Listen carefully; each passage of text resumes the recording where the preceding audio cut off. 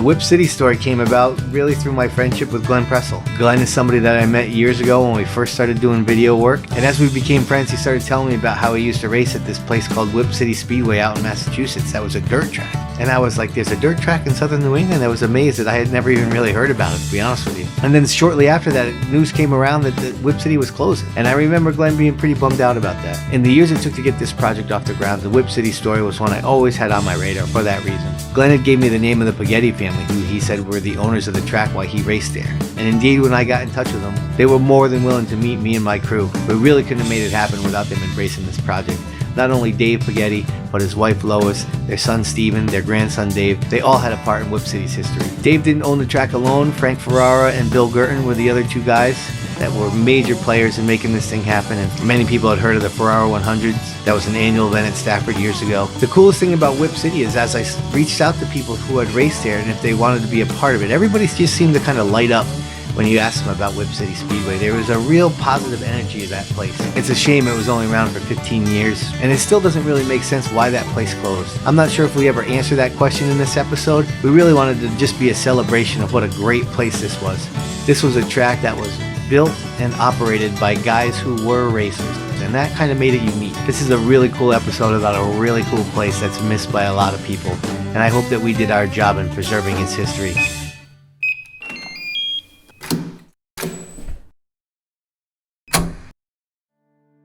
So a couple years ago, when I was still working in Chicopee, I had to go pick up parts at a warehouse, and it was right around the corner from the track. And I turned the corner, I'm like, wow, I know where I am. And I see the sign was, the part of the sign was still up at the time. And I pulled over and I walked up to the fence and I just stood there and just staring at the track. Just for probably 15 minutes, just remembering all the fun I had there. Just shaking my head. It was just so sad to see it gone and just sitting there an empty lot. Nothing ever got done with it.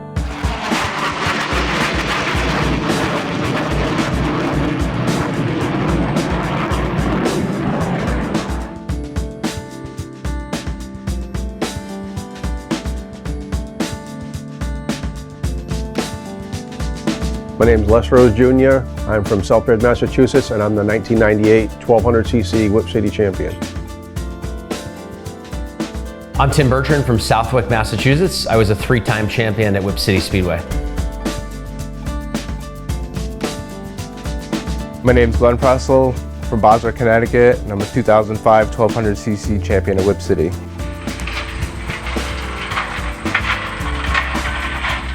My name is Carl Sherman, and I was a 3-time Whip City track champion.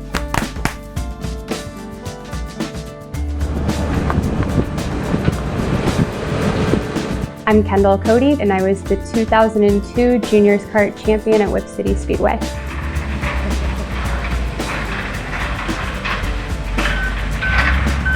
My name is Bill Guertin from Westfield, Mass. Father was an owner of Whip City Speedway, and I raced there for several years. The office used to be over there. We used to have the trailer. My name is Dave Pighetti. I'm one of the owners and builders of Whip City Speedway.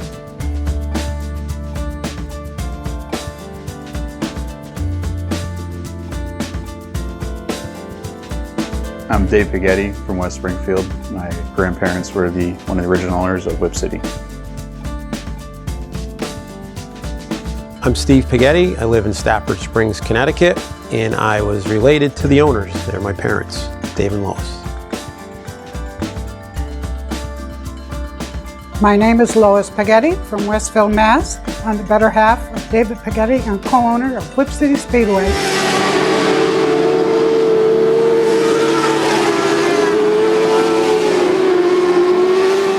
Still a picture of the cars going around. Yeah. It's a shame they're not here. If it wasn't for the good times we had here, it would hurt even more.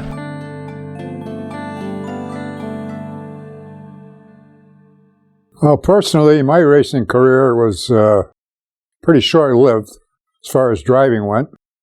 We built street stock to race at Riverside Speedway, and then children started to come along, and that was the end of my racing career. When I stopped racing, I still used to go to the races a lot. He took us to Stafford, Thompson, Riverside, every chance we could. We never missed a Friday night at Stafford. And I think that's where he met Frank. And Frank was always involved in racing. And he was down at Stafford all the time, sponsored a lot of stuff at Stafford. We were invited to go to the Ferrara 100 back in the 80s and at Stafford Motor Speedway. And then we became real friendly with Frank, and he took great care of our family and involved us in some of the Ferrara 100s. When he met David, that was it. He found somebody that he could travel with and do racing with, and they just formed that relationship. We'd go every Friday night, we'd go in the pits and hang out together, and we became very friendly over the years. We traveled together with the race car, but also as fans prior to that. So we were the fans at one point, looking at all this, and we never really got into behind the scenes. As we got older and the children left the nest, we built a couple of small sprint cars, and we ran them every weekend just about. And we ran away up in New Hampshire and Vermont. Once in a while, we went down to Delaware one time, but we had a good time racing the sprint car. I would go up when I had time to help Dad and Frank Ferrara be a pit crew, and that was always fun. Bill Guertin Sr., which was a friend of mine for years, he got his son involved. He built a sprint car. He approached me probably, like 90, 91. Wanted to know if I wanted to get into racing mini sprints with him. He was friends with Dave and Frank, and they got him to come up and watch the races, and he liked that. And he became very friendly with Frank. And we were the ones from the Massachusetts area here, Western Mass, that went to High Groove every week and raced. At High Groove, that's how we got into it with the Ferraras and the Pighettis. And we always had our trailers parked right next to it. It was a party after the race between the three groups, and we had a great time. The High Groove Speedway up in Winchester, New Hampshire. We ran there, I think it was about 14 years old when I started there, and we ran there for 3 years. Bill Guertin and his son were both racing up at High Groove when we first met them. First met Frank and Bill at High Groove. Bill was racing with his son Billy, and Frank was actually racing and had a car that Richie Woods drove. Frank had really nice stuff, and Richie was the guy to beat. Could see that clearly. The third year we were there in 94, I believe, was when there was this little scuttlebutt going around that there was maybe a new track going to be being built in Massachusetts. And Frank and Bill were kind of behind it, So one night after the races, we just went snooping around and went over, introduced ourselves, me and my guys, and said, hey, is there any truth that you guys are building a track maybe for next year? And these guys said, we're kind of getting itchy to build our own track, and we're thinking about doing it in Western Massachusetts. He had a track owner tell him that if he thought he could do better, build his own track. So he didn't have to tell my father twice. And he's like, yeah, you want to see the plans? And we went behind his truck, and he rolled out the plans and showed us, and we were just like, couldn't believe it was like that far along, and we're just finding out about it. When the idea came into his head, I lived with him at the house at the time, so I heard a lot about it. I think it was back in 93, 94. Bill came over to the house one night and approached me. David and I were sitting here, and Bill Guertin knocked on the door, right where I am sitting, and he came in. Billy said, I think I'm sick of traveling. Instead of traveling with the race car, I'd like to build a speedway here in Westfield. Why don't we build a speedway in Westfield? I thought he was crazy. My initial reaction, I don't think I really had one right off. We listened to everything that he had to say. And but afterwards, David and I talked, and for one, I put it forth to David that I didn't think it was a good time for us financially, because we had the boys in college. We had 2 in college. Dad had a chance to help out. He really wasn't an initial owner at the beginning. It was Frank and Billy. And Frank had mumbled it a couple times, boy, I wish you were with us. And I said, well, I'll help you and everything. We put all our time in, our volunteer time. We helped them build it from day one. That's where we cleared, all over here. And that's the lower area where the track is going to be. And we'll go out and see that in a second. All the piles of loam. See, it's all clear. Bill, with Frank's backing and the 2 partners, they're the ones that got the permits and everything going. It took them quite a while to get to where they could build it. So they spent a good year or more getting everything ready to build. We put plans out for a speedway, the location where it was to be built at the airport. The city didn't care for the location, so they said if we wanted to build the speedway, we'd have to build it where the stump dump was. There was a big collection of stumps over the years. See where they dug it all out. This was all kinds of junk before. And way back over there, you can see, I don't know if you can see all that. It's all old junk roofing stuff, and skids. All that's got to be cleared. You clear all of that. See all the pallets? Tons and tons of tree stumps. All the way down. And that's where the pits are going to be. There was a tremendous amount of stumps. Unfortunately, there was also barrels of oil and all kinds of other junk that wasn't supposed to be there. But the city did take care of the oil. The DPW came up with dump trucks and hauled that stuff away. And once it was all cleaned up, then we were okay to go ahead and build a speedway. Today is December 26th. I don't know if Peachy said that before. And the guys are down there beginning to put the poles in, so we're going to go check it out. This is going to be hole number 1 of 712. Five brains doing the job.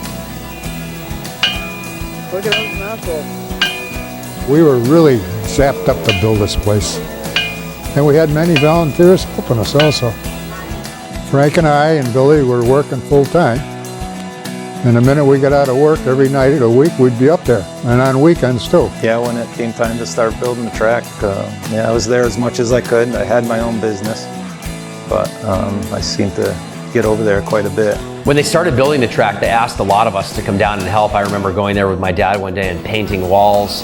Now she knew the camera was coming. Oh, that's gee, why. yeah, because you were here. Would you like to hold this? Everybody volunteered, even the grandchildren. And so you had everyone up there painting the sheds, painting the picnic tables. I think you even have a picture of me painting the starter stand in yellow. I came home yellow. And Hi, Lois.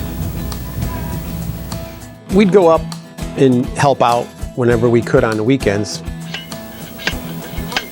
And they have to go all the way down there.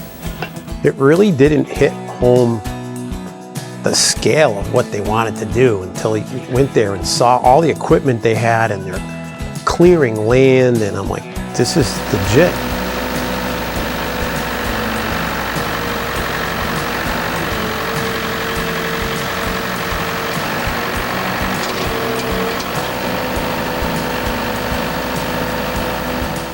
I was very fortunate to work for Lane, and Lane Construction was in the paving business. We used a lot of their equipment to build the speedway. All the machines that were given to us to use at no charge, which has been great help. As we were building the speedway, I got word that they were doing Route 91. And they were taking the millings, which is the asphalt, hard pack, and they were taking it back to the plant. Well, because of the low underpasses on their route, they had to go an awful ways around to get to the plant. So I approached the superintendent of Lane Construction. I told him, I said, you know, I can save you a lot of money. You can dump that stuff at the speedway. And they had a ton of it over there. They didn't need any more. So he checked it out and he says, yeah, sure. So every night they'd haul the blacktop in. During the day, Harry would. He'd grade it all off. I was able to borrow one of those big vibratory rollers from Lane. And whatever he graded off, we used to pound at night. And we paved the whole pit area. We paved the road coming into the parking area for the spectators. It was all paved in front of the grandstands, and it really was a first-class operation.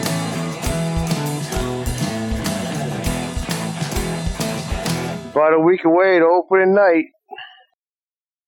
And we're, put it mildly, balls to the wall. Metal to the pedal. And you could see that, you know, this was really going to be big. You saw the outlay of the track. High Groove Speedway was a small 5th mile track, and Whip City was a big 1/4 mile track. I think it was probably more of a 1/4 in the groove and a little bit bigger than that around the outside. So it was definitely substantially bigger than we had all run on up to that point. The inside rail around the track was exactly a 1/4 mile. Straightaways were about 30 feet wide, and the turns were about 45 feet wide, and they were banked. Inside the track, we built a go-kart track that used the front straightaway and looped down inside the infield. That was our go-kart track, which ran in the afternoon.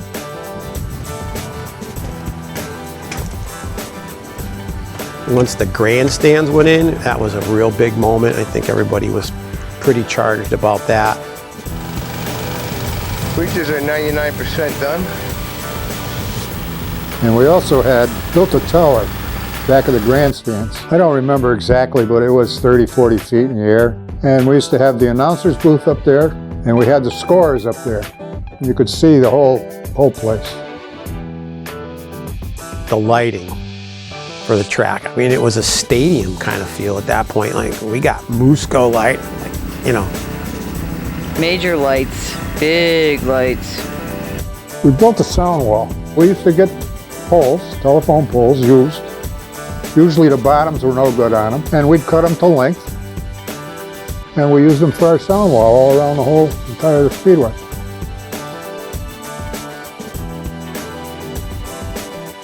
Are we good or what? Most dedicated person at the track tonight. Yeah, it was interesting how much volunteers could get done to make it look so professional.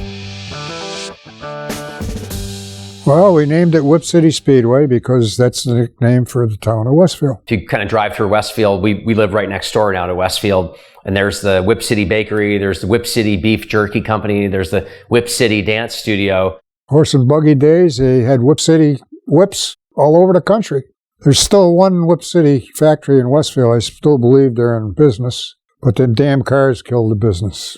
You couldn't whip the cars with the whip, so they slowly went out of business. This is our first official meeting on our first official day at the official racetrack. What are you talking about? You asked for a damn meeting. We got a meeting. Let's do it. It started out with Ann and Frank, Ferrara's friend, Pat Norman. She did all the billboard work when the track was being built. I'm going to change the shirt anyway, so. Do you have any? Yeah, but more. Only the tissues from they're going to be wandering all night with a video camera. There you go, then. Yeah. Okay? Now, if anyone says where's the perfect asshole, we all know where it is. Be the doctor, I'll be Getting a close-up on the film. There's a get You got to push it,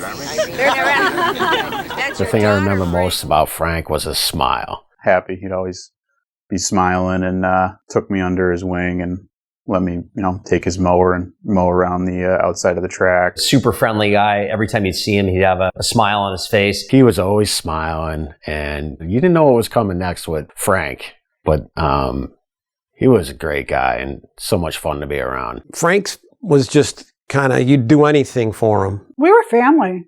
I mean, our kids called Frank Uncle Frank. He was like my great uncle, and our families jive pretty well. Yeah, he's Italian. Watch the hands. Round and round. They go around the track. How's this going? Good. I've never really seen these cars. Oh, they're cool. So there was a lot of excitement. Well, we were very excited about the whole operation from the start. Happy grand opening. Yeah. Yeah. You knew the fans were going to like it, and you was that anxious, like, wait till everybody sees it, and you wanted to share it with everybody.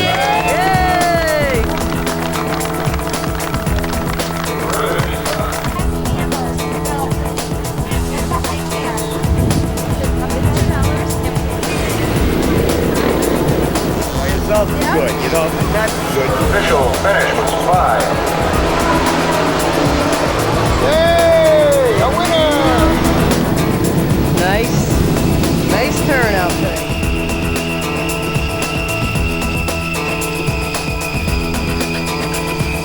The first season of Whip City was unbelievable because this was like a super speedway. It was a lot better than the other tracks that we had been to. It really put dirt racing in my opinion, on the map in New England. They knew what they wanted, and they just built like a showpiece.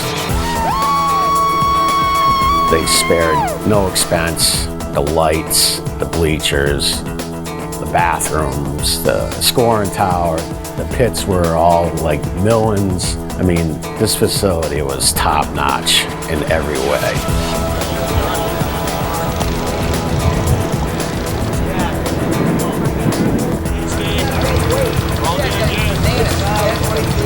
Going to run at a track that was built by racers for racers was really important.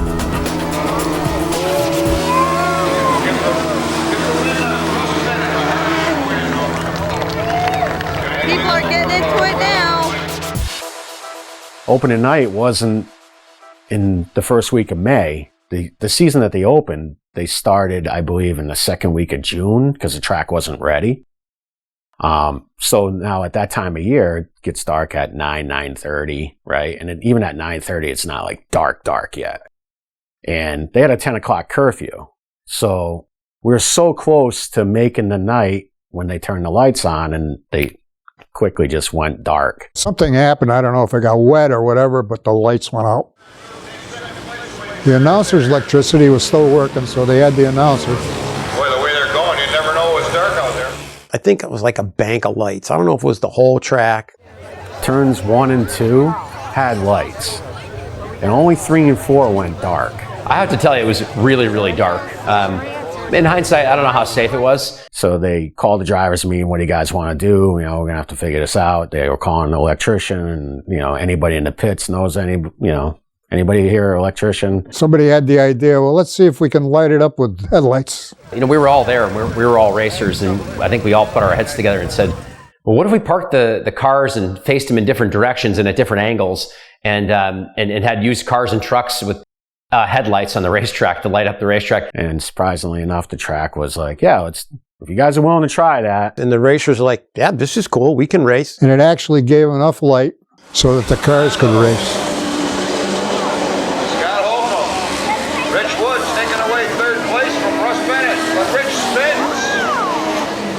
I think there was only like maybe a race or two that hadn't gotten in that night. So it was close to getting in. And they did it, and it worked, and they got the show in. And we finished the night, man. Definitely a pretty unique situation. I think a lot of people were excited because a lot of the individuals that raced there were local. They were from Western Mass. They were from Northern Connecticut, Central Connecticut. A racetrack in your backyard. Who wouldn't want that, We didn't do the racetracks up north any good, but a lot of the people came here instead of going up there. All the High Groove competitors ended up being Whip City regulars. It wasn't that High Groove was a far way away. It might have been 60 or 90 minutes or 2 hours for a lot of folks, but I think a lot of individuals really loved the fact that the track was right down the street from their house. High Groove didn't survive the whole year, and then the property was sold and converted to a motocross track. Winchester Motorsports Park. Basically, it's on the right before you get to Monadnock. Unfortunately, it took a little longer to build than we anticipated. Yeah, how long did it take to build it? About 1.5 years. We thought we could get it done in a year, but it was just too big a operation. We probably could have done it in a year, but we wouldn't have had the best bathrooms in the world. Whip City as a racetrack had a lot of unique attributes that I think appealed to a lot of different individuals, families, and so on. For example, it was one of the first racetracks in the local area that had really nice bathrooms. I always said, and I've never been disputed, we had the best restroom facilities of any speedway. And I remember when my mother would come, or my girlfriend, now my wife, would come at the time, that was one of the things that they always commented on, was that the place had nice bathrooms, they were super clean, hot running water. Always had fresh flowers every Saturday night, hot and cold running water, full-length mirrors on the walls. For like my mother to go to a place like that and rant and rave about, like, she just couldn't ever believe how clean the bathrooms were. Men's room was the same with hot, cold running water. We didn't put flowers in the men's room, though.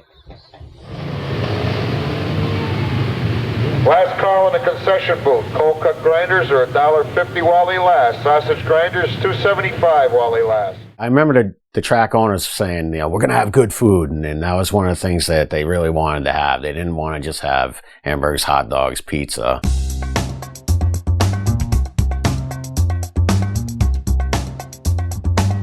Well, we had a building. You can't call it a food booth. It was a big kitchen area, and it had a couple windows for serving. I hired a friend of ours, Lenny's son, Lenny Puza's son. Lenny was a good friend of Billy and ours. My best buddy, Danny Puza. And they took care of the food booth. I just want to tell you on film that those French fries are wicked good. They're really yummy.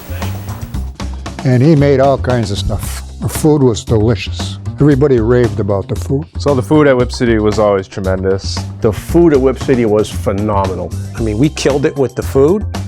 We had best food in the state. They had a combination of trucks that came in, and then they also had great concession stands. The food was always fresh.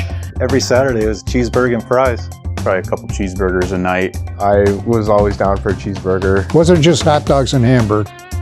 You could get regular meals if you wanted. And the prices were very reasonable. Well, the butcher block, you know, they did have their clam chowder. I always got like the sausage sub and the fries. Fresh cut French fries. Loaded stuffed potatoes. John Patterson's fried dough. Fried dough for sure, which was definitely really good. You had to go to the bleacher side to get it, but it was worth the walk. Always my fried dough, sauce and cheese fried dough. I don't think we ever got bad food there. No matter what you ate, it was always good. These are the little things that you remember about places, and I think it lended itself well to really provide a family atmosphere. Good food, clean bathrooms, the show didn't usually end too late. All those things were really important to getting people to bring their families to the racetrack, and it was really a family-oriented environment. The owners were always super welcoming, helpful. I remember one time when we were younger, they partook in a Westfield parade that they asked some drivers to be in, so we got to bring our carts and ride our carts in the parade for Westfield. And then the Pighettis ended up having us all over afterwards for a big dinner. I mean, the owners being involved in themselves in racing, you know, would see how, you know, everybody's like, oh, if I did it, I'd do it this way. But it's easier to say that when you're involved in it. Yeah. You actually own a car and actually go to the track and do it, and you're not just some, you know, businessman that doesn't race. It did make them better promoters and operators, I think, being racers themselves. They were always happy for you to show up. You know, they always would listen to you if you had something to say. They always took everything you said into consideration. They were always really good to work with. Our son Stephen was doing the promotions and, you know, the advertising. The biggest push was try to get people to understand what we actually were doing. I'm like, let's promote it. Let's start, you know, they went to the Raceramas and then we did all this stuff. And every time you get a potential sponsor to come out for the night and they go like, whoa. I was like, yeah, it's kind of the same effect we had when we built it. It's like, yeah, see what this is? You just need to come, you know? And that was kind of one of my taglines, come see what it's all about. See what it's all about. It's New England's newest quarter-mile speedway. It's side-by-side open-wheel racing action every Saturday. It's competition karts at 2 o'clock. It's micro stocks. It's dwarf cars. It's open-wheel sprints at 5. It's family fun. Admission just $8 for adults and $3 for kids with plenty of free parking. It's Whip City Speedway off Route 202 in Westfield. See what it's all about. And Mary, she was really busy, you know, setting up the books and taking care of all the financial end of it. And Ann Ferrara was secretary. They were busy just doing all their paperwork. I've got everybody else. I've hit all the booths. For the money to come in, Rainey. Okay. We're ready. Where is it? We're ready. Where's all our customers? So what did your mom do at the track? What didn't she do? She took care of my dad. I started with the doing the ticket booth. Lois worked the sign-in booth, and she was just, it was always my job to sign the car in, and she was just somebody that you look forward to seeing, big smile on her face, and she was just really welcoming. When I stopped doing the promoter's job, she took over the advertising. He was busy with his work, and he had to leave, so I took that over. She did the program. Steve, their son, was doing the press releases, and at a certain point in time, he wasn't able to do the press releases anymore. Well, Timmy Bertram, his family put quite a bit of advertisement in, and Tim also offered to do our press releases for us, which was very generous on his part. I was minoring in English at the time in college, and they asked me to take over doing the press releases, and I was happy to help them out. They were great folks, and I would stick around until the end of the night anyway and watch all the races. So I was able to get the details and get the releases out. And I think I did that for probably 6 or 7 years during my time there. This guy over here is going to be the announcer. This guy is going to be the one telling everybody how the cars are doing and just exactly how things are going to be. I never did any announcing. This was all new to me. He's working hard. Initially, when this place started, my dad did it with, I think it was Maureen Ramito. Okay, let's see a good safe race here. They're getting lined up, ready to take the checker. The checker, the green, Dave. That was so fun. Everybody was cracking up on that one. That was good. We have down-to-earth announcers here. I knew about racing, so I got by announcing that part. Unfortunately, where I really stumbled was pronouncing some of the drivers' names. Westfield. Then comes car number 75. Justin. That was always a hardship for me. Manafort. Justin Manafort in the 75. Alongside Justin in the 33. I gave it my best shot. But we did that for a little while, and then I would substitute now and again for Maureen. Steve was the track announcer. Not at first. It was Dad and I, and then he's like, I got to get out of here. He wanted to get more hands-on. And they had this fella that might be interested in announcing. And of course, the first thing I says, yes, please bring him up. Yellows are out. We're looking to go green flag racing down the back stretch. It turned out to be Gordy, and he took over the announcing until we were done. I have to say that I had a lot of run-ins with Dave Pighetti as a driver. Pighetti was like a more of a staple. I think he was the race director. Dave was the one that would stand on the back straightaway. He would be the one pointing to you if you did something wrong on the track. He would be the one that would call the restarts back if you jumped before the cone that they had early. We always used to get in arguments about whether the cone was too far out on the racetrack. Dave ran the drivers' meetings, and Bill and Frank would kind of just stand behind him. Getting to the dog days, gentlemen. See, tempers are starting to rise. Maybe the heat's got a little something to do with it. Of course, 90% of us went up and watched the World Outlaws. We're going to try all those fancy moves tonight. He always just seemed like a hard ass, but at the same time, he was just a really nice guy that you could have a conversation with. In quarter midgets, I never ran dirt, so I was a little skeptical of going dirt racing. It was really never something I thought of. I was a little nervous about doing it. Growing up, I ran quarter midgets and always ran on asphalt. And going to High Groove in 1992 was really my first experience on dirt. And then have since had experiences on both dirt and asphalt. But I would say that there's definitely big differences between the two. One of my favorite stories I like to tell is Bobby Santos came and drove someone's 270 one day at the track. And I remember lapping him about 4 or 5 laps into the feature. And I thought to myself, wow, I'm actually lapping Bobby Santos, who's one of the best open wheel drivers, arguably in the country. There's a lot of differences. On dirt, it's all about really trying to keep the car as straight as you can, but also letting the car rotate through the corner by letting the car slide through the corner. You have to get the car sideways, enter in the corner, and that's how you basically drive it through the corner. I don't know, it's like you're hot dogging in a car on the road, having fun, getting the car sideways, but it's a controlled slide. You know, on asphalt, the car really either has to be on or it's not on. And there really is not really such thing as trying multiple different grooves based on the way that the car is handling. Asphalt, it's more of finesse to it. And I always felt like in the micros and mini sprints that you're just manhandling the car all the time. One of the biggest things is like the track's different every time you hit it. There are multiple different grooves or driving techniques that you can use to run the car based upon how it's handling. So I thought that the dirt brought a lot more versatility out in the driver, having to adapt to the track conditions, having to adapt to the various grooves that the track might have. Some nights the track would have a little cushion around the top, and the fast way around the top was running it in and running the car on the cushion. Other nights the track would take on a lot of rubber, or the track would be super dry. And in those nights you'd have to run the car right down on the berm on the bottom to try to get some bite coming up off the corner. So it really brings out a lot of versatility in the driver running on dirt versus running on pavement.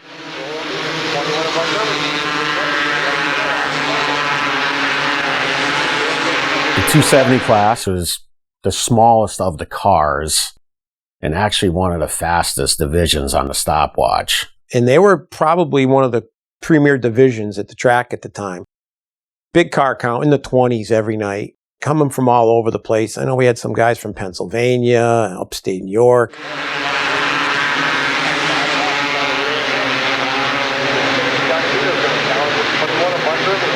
There was the 600cc class. That was what Frank Ferrara had been running at the time.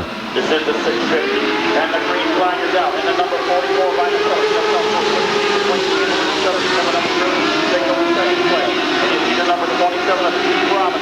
600s, the car's just a little bigger.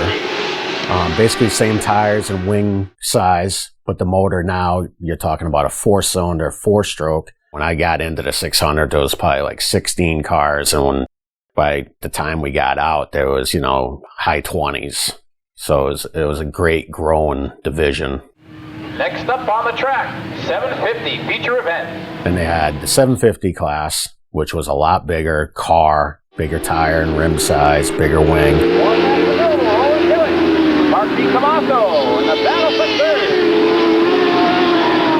third. Basically the same as a 600 motor, but a 750 right out of the bike.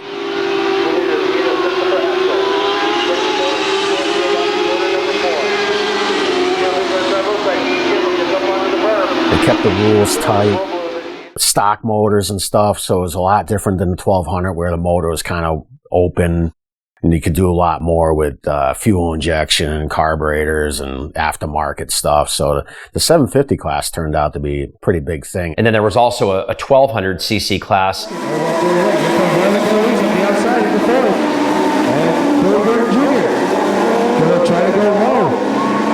Was the same car as the 750 but with a 1200 motor.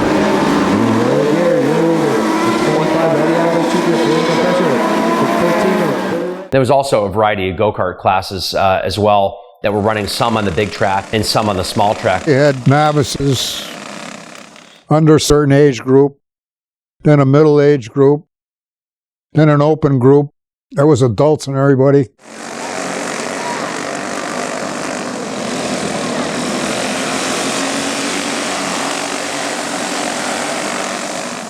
The kids, especially in the afternoon, I like to watch them race their go-karts. Yeah. That was always fun. That infield track, a lot of turning and berms that before the nose cone, if your left front caught that berm, you were going for a ride and getting stuck on it.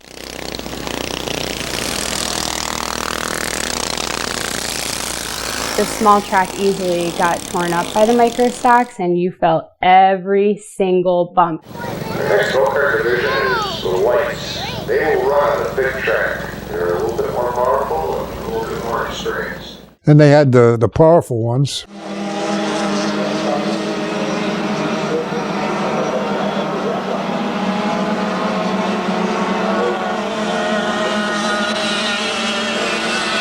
They had some powerful go-karts. They get around that track about 75 miles an hour. And in a go-kart, you really know you're going. And that was our afternoon show. It started at 12, and it was always done by 4, sometimes a little earlier.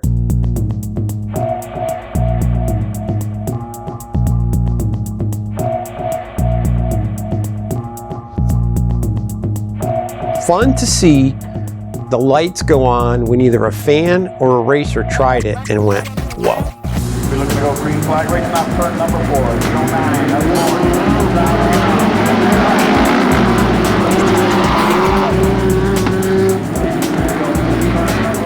Ray Legary, he was a 1200 guy. I mean, he was just unbelievable in 1200, fun to watch.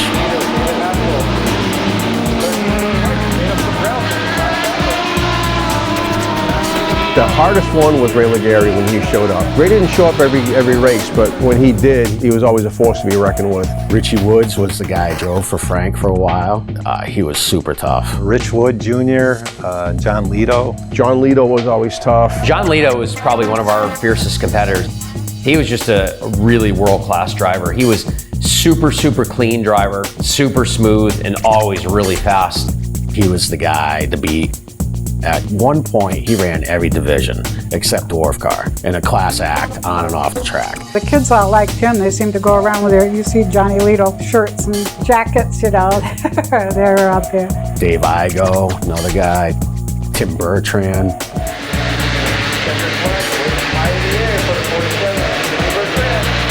270s was the majority of the dirt racing that I did growing up. Winning the first championship in the first ever year at Whip City was pretty special to us. 98, we made a lot of changes over the winter to the car. My record for that year was 11 wins. Phil D'Incenzio was always tough. Doug Norrie. Checkered flag coming off of corner number 4.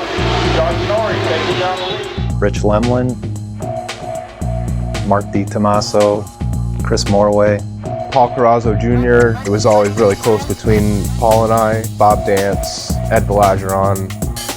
There was some big names that came in and out of there. Ryan Priest comes to mind quick because he's pretty current.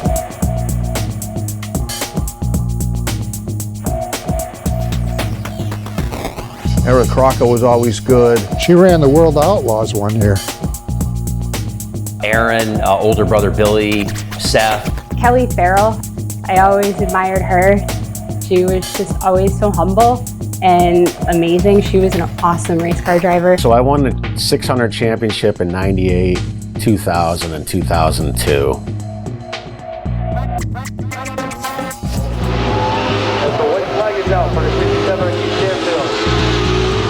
We even had Jackie Arute race. He's like, don't make me part of the show. I just want to come up, I want to race. And he'd go out there and this is just great because I just love being a racer.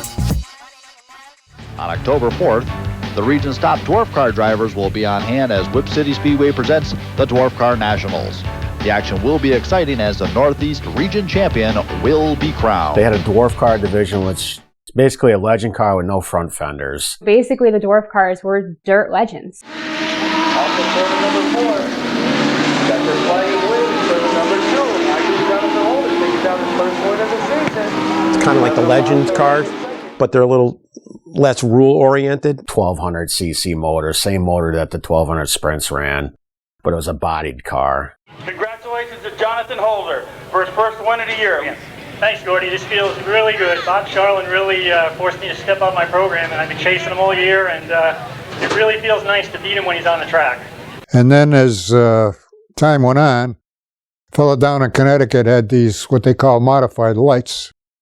Bob Charlin came in with this whole new body style, and those coupes could not keep up. As time went on, they looked more like dirt mods. Eventually, it just transformed the division, and they weren't calling it dwarf cars anymore because they weren't very small.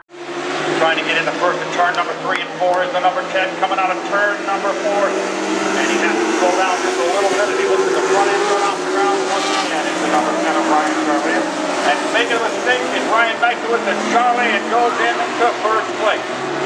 There was a lot of them at the end. I mean, that was a big class, probably 30 of them. They got to be pretty powerful. They put on a good show.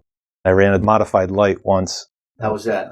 That was different. When you drive it messed me up because I was driving a 1200 that night too, and it's just a totally different driving style, and it was out of my element. After my mother passed away, I was basically driving a 2-seater car for Dave Haskell. You know, everybody knows the ride-along cars today. You're sitting side by side. This was unique where you sat behind, so they made it longer. So 1200cc. That worked pretty good. It was pretty impressive how fast that thing would go with 2 people in it. They were lined up. It was pretty neat to get your racing suit on, your helmet, you get the full thing. And I wouldn't be surprised if they started some people racing out of that. Dave was there every week. His kids, when they were younger, were in the go-karts. And then he had a 750 that he ran. Dave was a big part of the Speedway. One of the things I like to do on Sunday was get up early, go to church, come back, wash the car, clean it up, start doing like the short prep, air filters, chains, stuff like that. And then because my family was still involved with quarter midgets at Little T in Silver City with my nephew, that I'd like to go up at the track and bring my car. My dad would always like, come on up with the car on Sunday. So if we didn't have like a bad night the night before and didn't have like the car was bent up or anything, I would bring it to Little T on Sunday and park it next to my dad's trailer. And it was a lot of people, you know, quarter midget kids would be like, what is that? And it was like, didn't even know what these things were. And just kind of started hearing about Whip City. Most people waited till they were 16 and they went, you know, Speedboat, Thompson, or Stafford. There was a ton of asphalt stuff, but it was mostly like late model, pro stock, modified. The Bandoleros and Legend cars hadn't blown up like at Waterford and Stafford yet. And it was a great way for quarter midget kids to make that next step. It was an option for young kids that wanted to keep racing. They found out there was another avenue other than asphalt and maybe a cheaper way to go. And I was there all the time trying to grow the sport that I believed in. My dad was a parts dealer for quarter midgets, biggest one in the country. Fact, period, end of story. His dad built chassis and Carl drove, all his brothers drove, so Lou was involved heavily with that. In 1997, my dad passed away in July, and at the beginning of that year, he was diagnosed with cancer. They thought 6 months, a year, hope for the best, and it was 3 months. At my dad's wake on Thursday night, the whole top 10 of the 270 class at the time came to my dad's wake. And these are guys from New Jersey, New York, New Hampshire, of course, Mass and Rhode Island, close guys, but I was blown away by the guys, people I didn't even know, like, I liked or liked me, and they were there, the track owners. Everybody was, you know, see you Saturday, and I had no intentions of going to the track that Saturday. Unknowns to me, my car was ready. My guys had it all done, and they were like, let's go. Your dad would want you to be there, and I didn't want to deal with sorry about your dad, or I didn't know, or I couldn't go, and just, it was too early. But lo and behold, we were at the track on Saturday, and it was probably the best thing for me. It was just get back at it and be around my family, racing family. So then, about a month later, the division, and I'm not sure who spearheaded, I think Steve Pighetti had a lot to do with it. The drivers got quietly together and said, you know, they should do this. Gil Bertrand, Dave Igo. The core of that group was out of the quarter midget racing. And Carl was big into that. Everybody chipped in to make a Lou Sherman Memorial race. And I didn't know nothing about it. And my crew chief, Dan, called me and said he was running late. He was doing a side job on a Saturday. He's just gonna meet us at the track. Don't wait, load the car and get going. And as me and my guys, the other guys, started loading the car, looked down and the motor mount was broken. How we missed it, didn't see it. And I was just like, this year was such a terrible year, you know, worst year of my life. I kind of just like, yeah, let's just stay home. It was a 100-degree day in August. Let's just sit by the pool and whatever, you know. So I called Dan back and I said, we're not going. He's like, you gotta go tonight. You gotta go tonight. And the crew guys were saying the same thing. I'm like, why? What's tonight? Loaded the car, went to Whip City and fixed the car at the track. And I don't know what was going on that night, but you know when the car is good, like you can feel it as soon as it starts, you know, and you run the heat race. And that night, I think I started 6th. And I just remember coming halfway through the race and the car just came alive and drove to the front and drove by Tim Bertrand and Dave Igo, like 2 guys you have to beat every single week, and won the race. And as I pulled into the start-finish line, I see Steve Pighetti come across the track with a microphone and something in his hand. So I had my interview questions and I knew we were gonna kind of announce it in Victory Lane. It wasn't like advertised, it was just almost like a club racing thing, you know, because Lou meant so much to so many different people at so many different levels. And he's talking, and I'm like taking off my helmet, and I'm like, what did he just say? I just won like biggest race in Lou Sherman Memorial, and he had this plaque of my dad, myself, and my crew guy Dan. And I found out at that time that there was all this extra money involved, and all these people donated to the race that night, and it was just crazy. I know, there was a lot going on there. That was pretty cool. You always hear it, you know, somebody's looking down or the stars line up or whatever it is, it's fate. And it was a special night I'll never forget.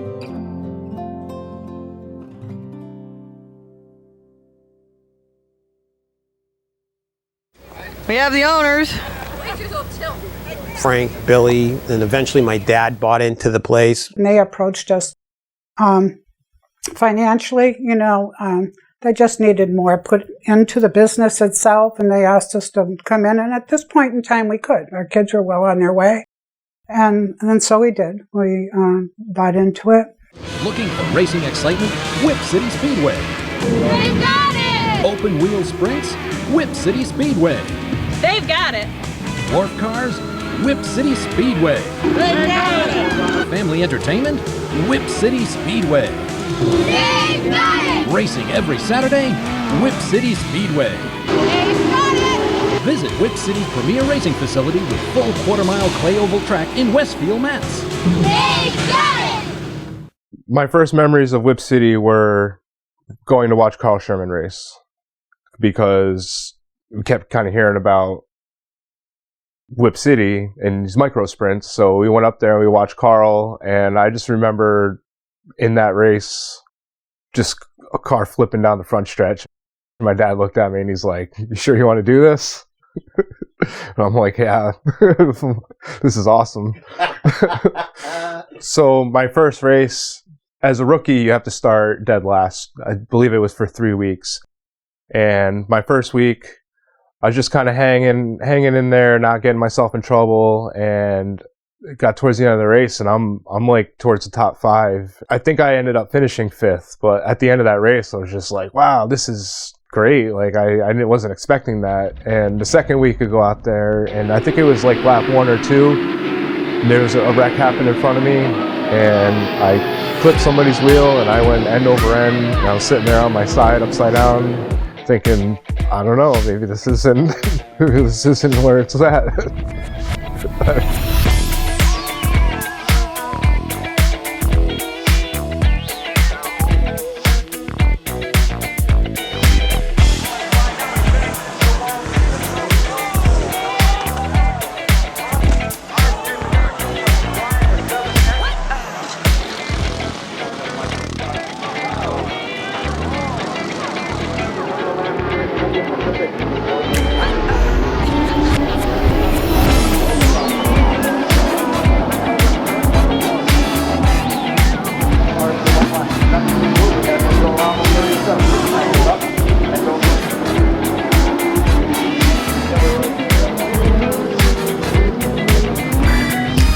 My first year at Whip City, I spent more time upside down than I did on 4 wheels, but I had a new girlfriend at the time, and I was bringing her to the races, and she's like, "You don't spend too much time on your wheels, do you?"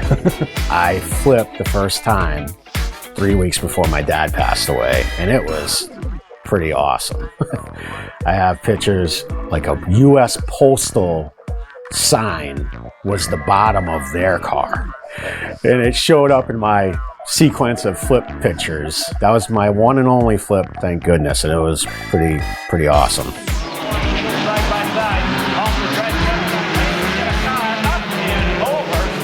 Never really seen anybody get hurt at Whip City. The cars were real safe in between the roll cage and the seats and headrest, and you had to wear a neck brace and arm restraint. Nobody ever got hurt in the stands or flipped over the catch fence, anything like that. There was the occasional car through the sound wall, but then it was like a chain gang to patch it back together and get the next race out.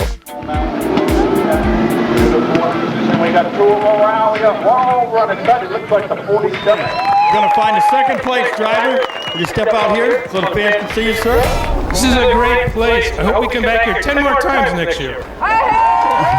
Congratulations. Some of the first memories I guess I have is being in the grandstands at Whip City. As the cars were going around, I would try to mimic it with my World Outlawed toy cars, make my own track. I've always had an interest in equipment and digging stuff up or just driving around. My grandpa threw me in a old dump truck. He told me, just push this pedal, hit those buttons, and then you're good. I remember watching him, sitting on his grandfather's lap in the bucket loader in the really early days. By the time he was 10, 11 years old, He could run any piece of equipment at that track. Road graders, rollers, trucks, anything. Then I was rolling the track, probably about 11 years old. I remember David telling me one time, oh, that kid could come here and groom the whole racetrack by himself. He's been around here and been doing this for so long. I had to work my way up to that point. I would start by going around in a golf cart in the mornings before the races and putting trash can liners in all 175 trash cans in the pits and up top. Then I actually even worked in the handicap booth with Judy Clinny. And I saw that aspect of it, which, you know, there's a lot that goes into that. Signing the drivers in, making sure they get paid from their big winnings the weekend before. By the end, he was one of the guys, you know, flagging in the corners. He was one of the ones checking weights at the scales. They really had started to groom him to take on more responsibility at the track. I think I was the age of 17 at that point, so it was intimidating, to say the least. You know, you're now calling the shots for these adult drivers, and when you make the wrong call, everybody knows in the racing world that you're going to get backlash from the drivers, the crew, the family. So you got to kind of toe the line, but keep it fair. Say we ran a race Saturday. Either Sunday or Monday, we'd go out with a grader and scarify the track. And we'd wet it. And we'd keep it wet. And then around Wednesday or so, we'd go out with rototillers, with the wheel harrow rather, and we wheel harrow the whole thing. It's basically like big discs that are inverted, so they rip up like what a farmer does to his field. The thought behind it is you open it up, since it's clay, and then you water it when it's opened up. Here comes the water truck. Putting water down on the track. There's Harry. During the day, Harry Wood was one of our blessings. He used to take care of the place during the day. He'd grade it all off. Grade it off to where you want to be.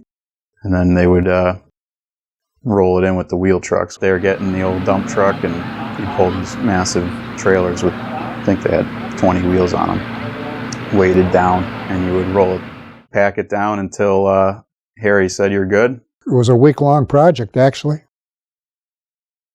And the problem sometimes occurred if you have a heavy rainstorm on Friday. And we'd really have to work our fanny off. We'd be up there sometimes all night on a Saturday. I can remember a couple of times where the infield was, if not flooded, very soggy, and you definitely didn't want to end up there. I don't know if it was just poor drainage because of the area the track was, but there was a lot of nights where the infield would be very wet. One day the track flooded in the infield. I remember I called, you know, we used to call the track phone number, and they said, oh no, we're gonna try to race tonight. We're gonna try to get it in. I remember getting there, and the track looked like a pond in the middle of the racetrack. The entire middle of the racetrack had literally feet of water on it. The water was so deep it was up on the track. We built the bowl.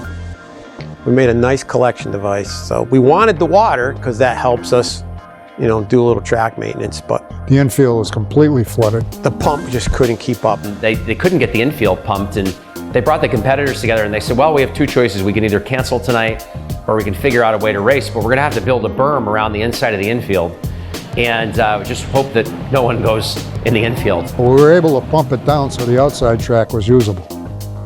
But we had to cancel the go-kart races that night. Yeah, the go-kart track would be underwater sometimes. Did everything you could to make sure you didn't end up in that pond in the middle. The berm was moved way out into the typical racing groove, so you kind of had to maneuver in a different groove that night. And the track was also very, very, to use a dirt track term, the track was very, very heavy that night. The entire night you'd have to put 10, 15 tear-offs off, almost to the point where you couldn't even see out of your shield.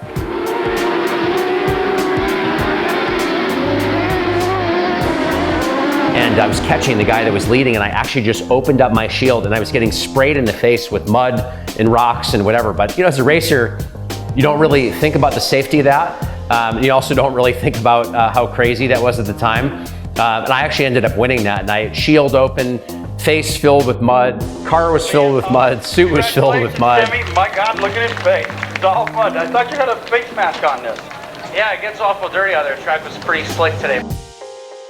If you were in the grandstands looking at the races, the main runway was to the left of you. Now, all the smaller planes, never even noticed them coming in. And once in a while, a commercial jet would land, but didn't bother us too much. The A-10s were the planes they had at Barnes and at the Air Guard base. And every once in a while, on a Saturday night, they'd take off. I mean, you were right there to see. You just look up.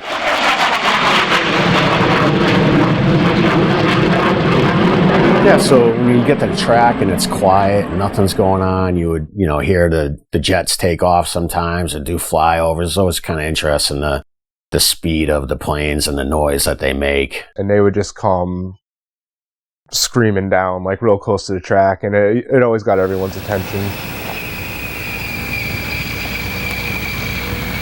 A lot of times the planes would fly over the top of the racetrack, and they probably were only 100 feet away from us when they were flying over the track, landing at the Air Force Base. So that was pretty neat. I don't think it really affected anything. You get some pretty cool flyover sometime with some of the military aircraft. Was pretty cool, but it never really affected anything. It never really made it a nuisance or anything. The only time it was ever intrusive is when Barnes had every other year the airport show there, because Whip City was actually the emergency landing zone for the air show. So they used to actually close the track for that weekend. We'd have to shut down for that weekend, but of course we'd just go to the air show instead. It was pretty awesome. See the stuff up close, walk through some of it, or, the air show was really impressive. The other thing you have to remember about sound, we were only allowed to run that speedway from noon on Saturday until 10 o'clock at night on a Saturday night. That was it. No other days, no other time. I mean, you want to talk about stress from 4 o'clock in the afternoon till 10. Not 10:01, 10. It was a hard curfew, and I remember if the races weren't done before then, they definitely carried over to the next week. We used to push, and push hard. For the amount of people and the amount of events that we ran, that time span, you were really, really pushed to get it in. At 10 o'clock, the races were done. Hopefully by 10:05, all our workers had everything done that they had to do. And we'd all meet up at Frank's trailer. Frank and Ann had a trailer. They stayed Saturday nights there. Is that every week occurrence? Definitely. What I can do is I can... We're closed. We're not racing. The fans are gone. Everybody's packed up their haulers. John's the last guy working every weekend. When they all closed up their booths or whatever in the pits, they'd all come up to the picnic table. And we used to have a couple of big picnic tables there. And after everything was over, we'd all meet at the trailer. We would make something to have that night after hours, So Pat Norman would make her potato salad, or Mary would make a dessert. She was good at desserts, They'd pull out the barbecue. It was just a big empty parking lot at that point. Oh, well, everybody breathes a little bit, Yeah, we'd have a little libation. And we'd talk over the night's events. And yeah, there'd be a cooler full of beer there, and usually they were cold because they'd been in the ice since 4 o'clock, and you'd hash it all out. And I'll tell you, you can open up that can of beer and take that first sip, and after a hot and dusty, I don't know if you're allowed to say this, hot and dusty day, that first sip was absolutely delicious. We would take whatever random golf cart we could find and go hit the track, do some hot laps. They would take the golf carts and they would go for a ride, and they'd do their own celebration. They'd have their races down around the track, which they'd have to keep an eye on them with the quads. Hangover or not, the next morning was back to the speedway bright and early. There was many good times at that trailer. That's one of the owners right there. That's Billy. He's a pretty calm guy. Bill Guertin was probably the quiet one of the three. I just remember him as being like a very kind of like a serious guy, but he would give you the smirk now and again. My father was a really good guy. Liked to have fun, but when things had to get serious, he got serious. No bullshit, Billy. Like, we get it done. Like, what do you want to do, Steve? I want to do this. All right, go do it. He wouldn't pull any punches on any or take any punches from anybody, but he tried to make it as fair as possible for everybody, and it was something that he really enjoyed doing it. He liked being there. I mean, up almost his last day, he was there. He did everything he could to get there. This is dedicated to the memory of Bill Guertin, the founder and president of Whip City. He will always be remembered for his dedication and love for the sport.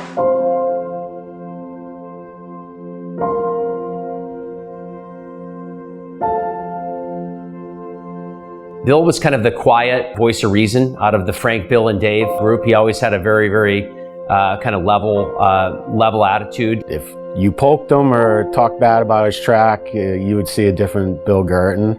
His perseverance to get the track started, all the hurdles he had to overcome, just with the site prep and some of the town politics. I think a lot of his stress was outside the racetrack, dealing with the politics of the town. He stayed strong, and he was like a real cowboy with that stuff. Never backed down. And I know my father, he was 2 months from retirement, and that's what his thing was going to be, is to work at the track. He was all excited to retire and go work at the track. It was so terrible watching him slip health-wise that everybody felt like they wanted to do something, but he was a private guy, so he kind of handled it. No one really knew where he was at.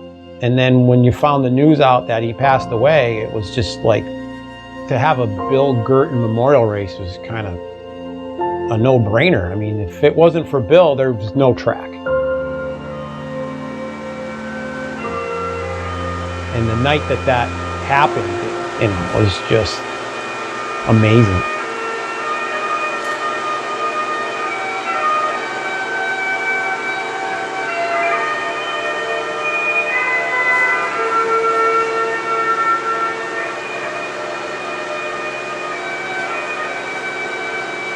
We had a memorial night for him, and they had all the drivers line up along the fence and did a procession with, I believe, some trucks with some flags on the back. It was really sad. Everybody came, everybody had things to say and reminisce, and it had a lot more meaning that night, I think, for Billy. It touched my heart. Everybody was there, remembering him and coming up and giving their condolences to me and everything.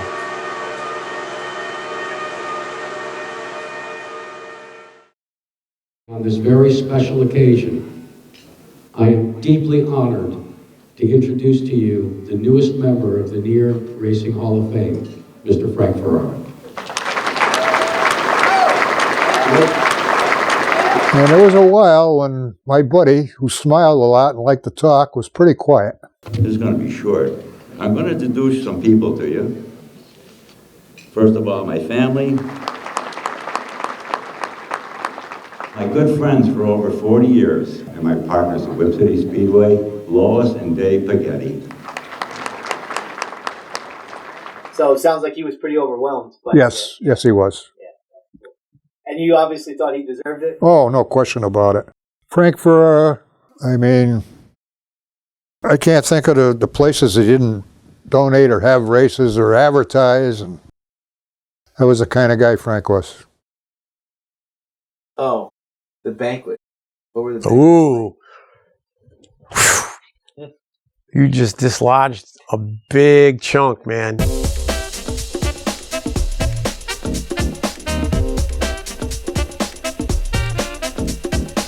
We went off on the banquets. Everybody had a tremendous time at our banquets. We went over the edge to make these drivers feel like they just won the NASCAR championship.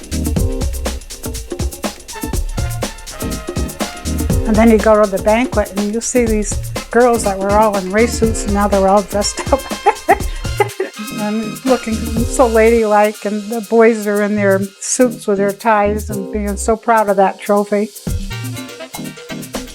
Massive trophies. Everybody's trophy was this tall. Nothing like seeing an 8-year-old kid come up and grab a trophy that was almost as tall as him. His smile was so big, it hurt his ears. It was a real joy watching all that. Yeah, the banquets were awesome. I mean, I wasn't old enough to party, but as kids, we definitely partied. As a kid, we'd run around the whole hotel and cause havoc.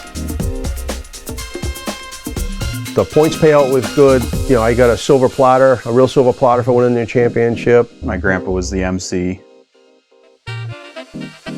The banquets were always a lot of fun. One of the few organization banquets that I've been where a lot of people would stay right until the lights went on at the end of the night. I think a lot of times you see in these organizational banquets, the second that the last award is given out, people have their coats on and they're running out the door, regardless of whether there's entertainment or not. But people looked forward to staying. They would drink, dance. They were also very, very well done. Some of the most well done banquets that I remember in all of my racing career. The food was excellent at the banquet, just like at the track. Great dinner. Then, you know, after that, you get the party, dancing, drinking. It was a big party. The banquets were always kick-ass. It was a huge party. It started out the first year was at the, I think was at the Holiday Inn right in Holyoke, by the Holyoke Mall, and then it was in Springfield or West Springfield at the Ramada Inn. We kind of partied too much at the first one. They asked us not to come back. Oh, it was a wonderful party. Oh, yes. We always had a good turnout. Rented out the hall. We rented out all the hotel rooms that went with it. We used to get a hotel room at the venue because the banquets involved a lot of drinking, a lot of dancing, even more drinking after that. And they were pretty wild time. There was another night when everybody left smiling. Some kind of cocked over smiling, but everybody had a good time. I do remember I competed, the last year I competed there was 2009, and we had a great year that year. And then I remember David and Lois inviting me back for the banquet in 2010. Although I hadn't been competing at the time, they wanted to give me a special award for having done the press releases for so many years. And I think that they knew at that time that that was going to be it for Whip City Speedway. There was 6 parties involved in the ownership of Whip City Speedway. Bill, Frank, and myself had wives, and they were part of the Speedway operation. Mary, Dan, and my wife Lois. Hi, Mrs. Ferrara. We lost Dan, we lost Bill, and we lost Mary. So there was Frank, who was starting to get gray hair. My wife Lois, who did all the office work, and myself. Unfortunately, I had a serious operation, and I was not up to par. And after I had healed up and everything, I just couldn't do the things I used to do. We wanted to sell it, and so they gave me permission to put it on the website. Dad wasn't any younger. He's been through a couple health issues. Started to see that you have folks that are 3 folks that teamed up to put this place together, and they were all kind of getting older. Dave and Frank sounded like they were ready to get out of it and maybe pass it on or sell it off to somebody. And I always had wished that I could turn it over to my son, my grandson, BJ, and they would run the track and keep the track going. The more I thought about it, the more it would be unfair to those people. They couldn't be full-time at the Speedway and make a living. So after thinking it over for quite a while, I decided that Lois was right, that we should sell the track.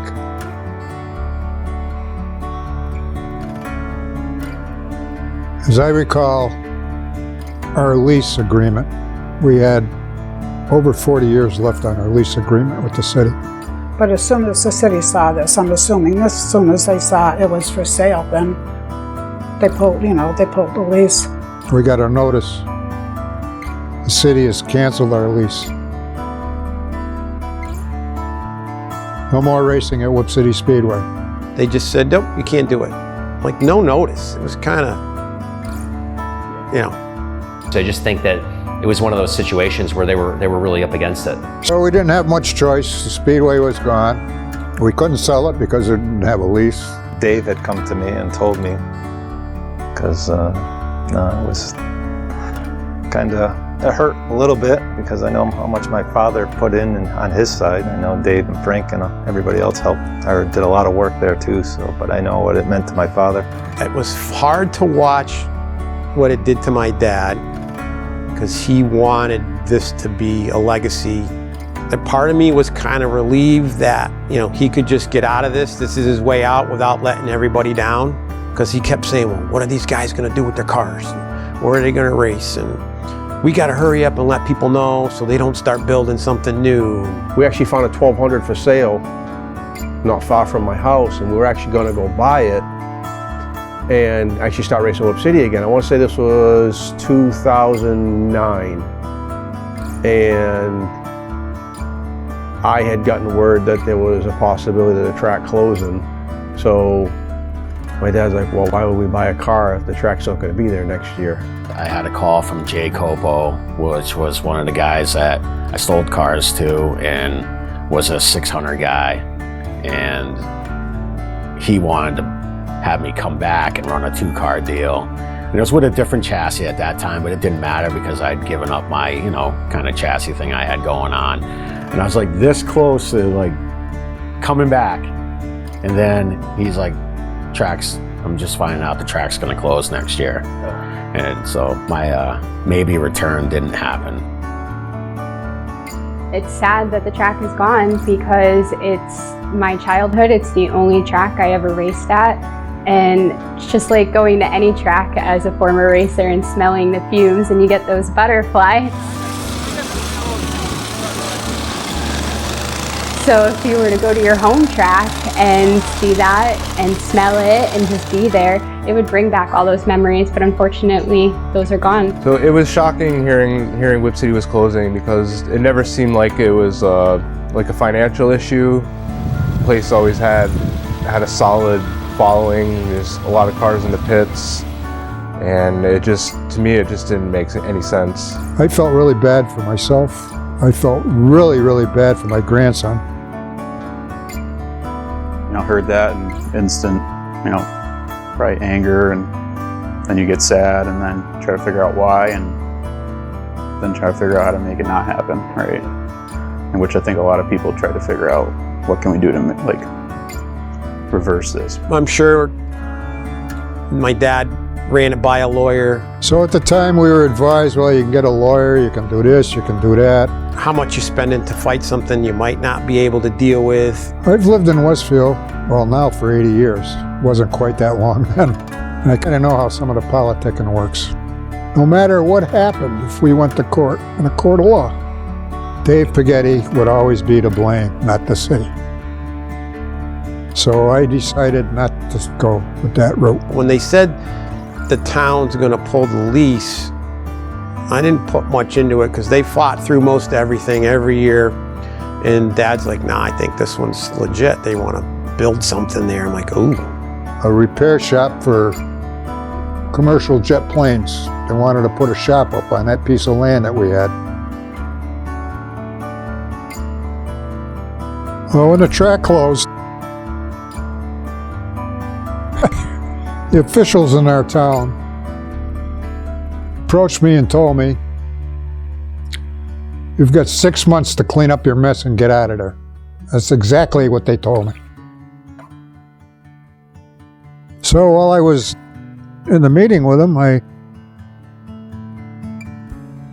told them gently that there was no way I could meet that 6-month requirement.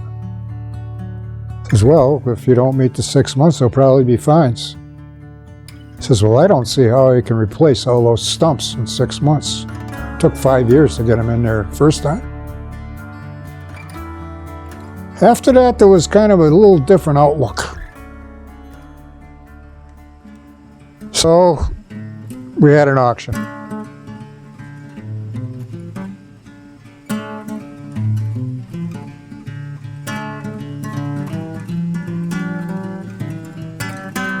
And we scrapped everything we could, like the steel beams for the tower and all that stuff. I know Howie Commander helped them out and bought some stuff. Howie Commander is the owner of Lebanon Valley Speedway in New York State. He bought the whole go-kart operation, the water truck, everything that we needed for the go-karts. He bought that. Never had go-kart racing at his track, but he's got it now. He also bought the Musco lightings, and that lights up his speedway now up in New York State. I mean, all that excitement we had for the lighting and what it cost and the grandstands, it was all state-of-the-art stuff just to see it in a pile. Here's our lights. Shades are in there. Bulbs are in there. They're going way to hell up there. You go there during the auction?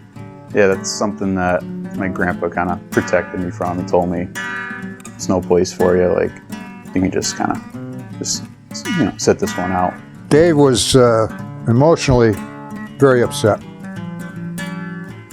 I'm pretty sure, without being in his mind, that he thought he would be able to take over that speedway, which I knew was impossible. He was right. Probably would have been tough. That was like watching the vultures come around and pick the meat off of my family's bones, you know? And Dad was there, like, and I'm sure he was telling everybody, like, this is worth this, and we did this, and, you know, stuff probably sold for $100 instead of $1,000. You know, my dad's shoulders dropped a little bit after that. We never did get our full investment back, but we didn't get hurt too bad. Now, whatever was left, we had to get rid of. And then we had to hurry up and tear it down. We had to knock down the sound wall. We had to get rid of the buildings. This is the food booth.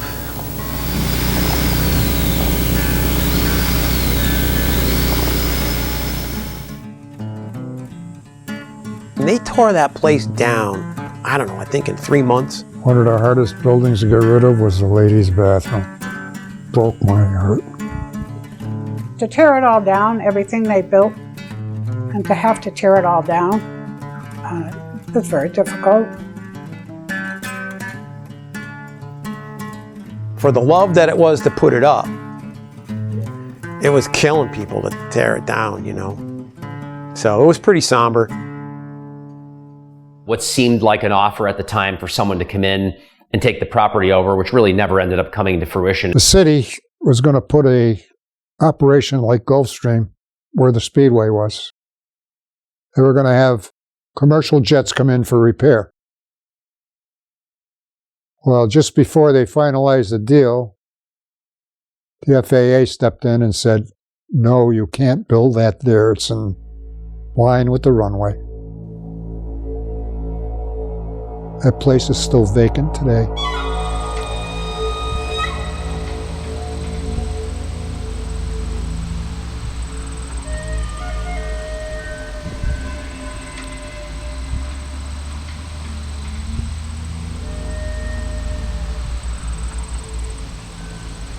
Yeah, so a couple years ago I was in Westfield doing delivery, and it was so close I had to drive by. I'd heard nothing happened. I just wanted to see it for myself. The new sign. Looking good. So I pulled down there and the sign was still there, and I found a little opening in the fence and walked through and basically walked the property and took some pictures, and just couldn't believe that, you know, there was the snack bar, like you knew where things were, and it was kind of just weird walking the track and remembering this is where I parked my truck and trailer.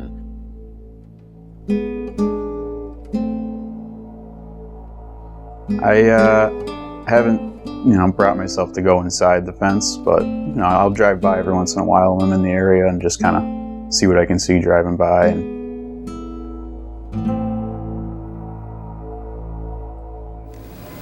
It's really quiet now, but it's gonna be moving later. The bleachers are gonna be packed.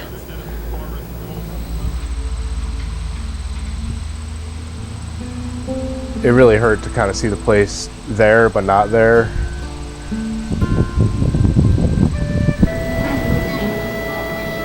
Wow.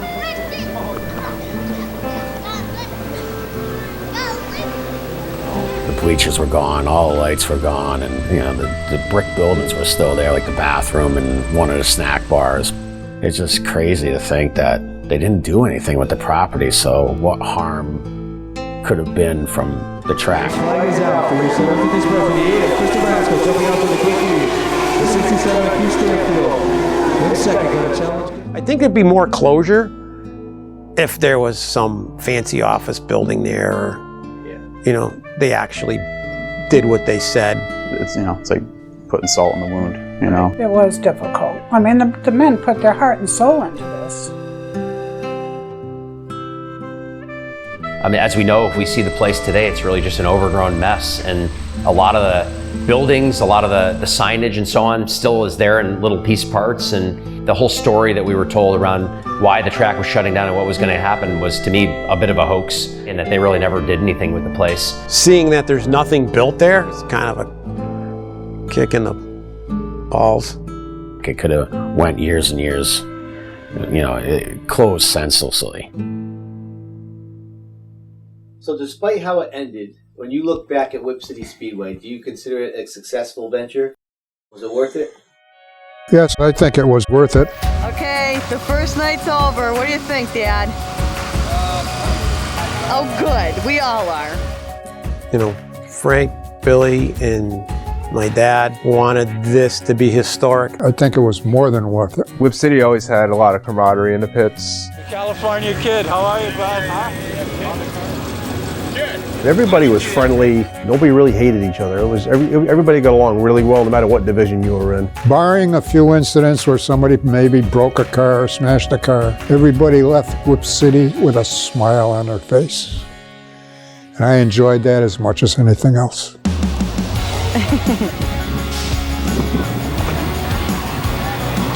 Oh, he's got a briefcase. It must be serious now.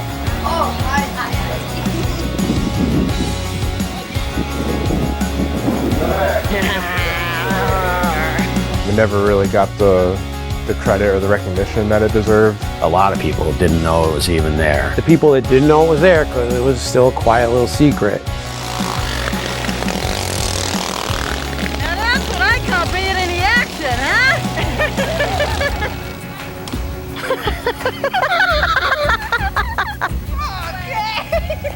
I had to get somebody. Oh, I think Whip City Speedway is being remembered just the way I want it because everybody just fell in love with it. I think our competitors race there have their own way of thinking about Whip City Speedway. I would hope that Whip City would be remembered as a, you know, top-notch, premier dirt track facility. We looked forward to going racing every week. What an impressive looking booth this is. This is very, very impressive. All the girls smiling. And don't they look stunning with those beautiful corsages on? Everybody was very close. We were one big family. It's about family, having a good time. It was just such a friendly, fun atmosphere all the time. If you could capture that, bottle it up, you could sell it, the energy. People were always willing to lend a hand if you needed it, and it was just like a really positive community of racers Coming together as a racing community, really, and just having a place to go right in the backyard.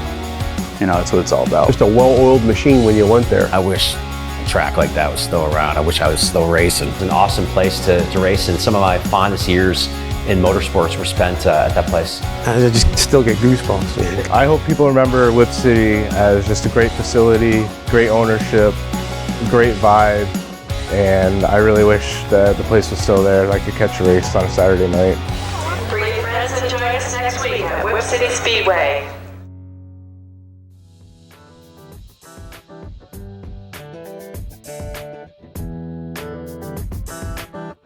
My name's Glenn Pressel. Oh wait, I'm gonna have to start over. All right. We got that down. Glenn Pressel. All right, my man. So you're a crafty veteran with the camera in your face, so I'm not worried about you telling the stories. 2010, how old was your son? Well, you're going to put me on the spot with math, huh? Sorry. Before Whip City, I raced quarter midgets. 1998 was my first season. Oop, yeah, I'm looking and thinking, this is gonna be rough, dude. I'm sorry. But then there's an age thing. Because if I watch anything going around and round and round for 4 hours, I fall asleep now. Before I used to party, now I just fall asleep. My name's Glenn Pressel from Bosworth, Connecticut, and I'm a 2005 Whip City champion in the 2000.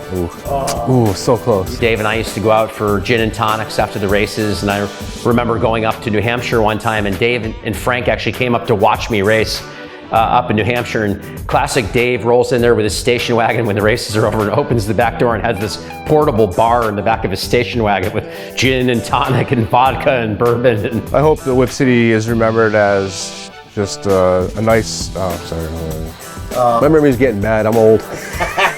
Yeah. At the driver's meeting, I was chasing points this year and I was behind. I said, hey, why don't we make tonight double points? I remember like the guy that was leading points at the time just looked over at me like, really? This is a lot harder than I thought it was going to be. So when I was a kid, Erin Cocker was kind of a big deal. I always had that little kid crush on her. And I mean, a woman racing World of Outlaws is really pretty badass. So every year we used to go to Lebanon Valley for the World of Outlaw race. And my buddy Tyler kind of egged me along, like, you know, go ask her to marry you, or, you know, something silly like that. So I literally walked right up to Erin Cocker and I was like, will you marry me? And she's like, oh no, like, you know, she gave me one of those things, but she signed my t-shirt and she was really cool about it. I think we got it all. Can't say I'm not disappointed we're done.